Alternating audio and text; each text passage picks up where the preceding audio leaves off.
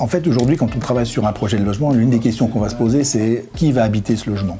On propose sur cette opération des logements collectifs, des logements intermédiaires, avec un environnement champêtre. On peut dire champêtre, je pense la voie Napoléon, pour les gens qui la connaissent, c'est vraiment une voie avec un environnement végétal important, avec des vues lointaines, avec des orientations favorables, avec des terrasses généreuses.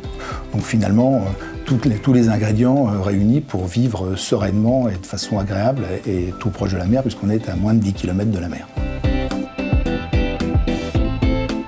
La concertation sur ce projet s'est avérée nécessaire. C'est une manière, au travers de ces projets, d'amener les riverains, la mairie et le promoteur à discuter. C'est également une amélioration continue jusqu'au dépôt du permis de construire.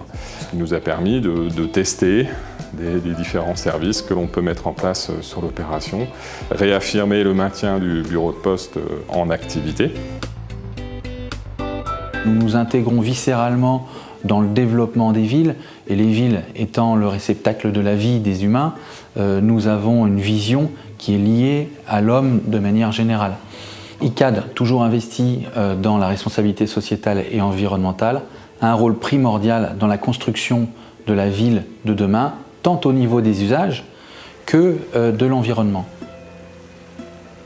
La première base du projet, c'est d'être attentif à l'impact que va avoir le volume donc sur l'espace urbain et après sur l'espace intérieur. Chaque habitant qui va venir habiter là, en fait, sur Camp d'Étole, a besoin de se sentir chez lui et de retrouver une individualité, même s'il y a un certain nombre de logements autour de lui. Le constat aujourd'hui, c'est qu'il y a une fragmentation en fait, de la société et on se rend compte qu'il y a de plus en plus de personnes isolées. La raison d'être d'Arcadéa, c'est de créer des lieux de vie qui nous ressemblent et qui nous rassemblent. Donc le côté interaction, mixité, diversité, échange.